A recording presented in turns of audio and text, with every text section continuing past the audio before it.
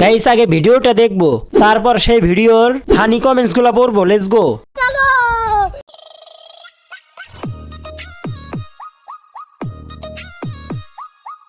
रुको जरा सबर करो।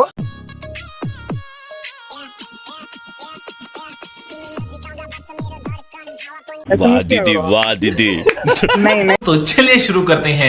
গান শুনে তাল হারিয়ে বেতাল হয়ে গেছে। গানটার 12টা বাজাই দিছে। দুষ্টু ক্যামেরা নিজে নিজে চালু হয়ে যায়।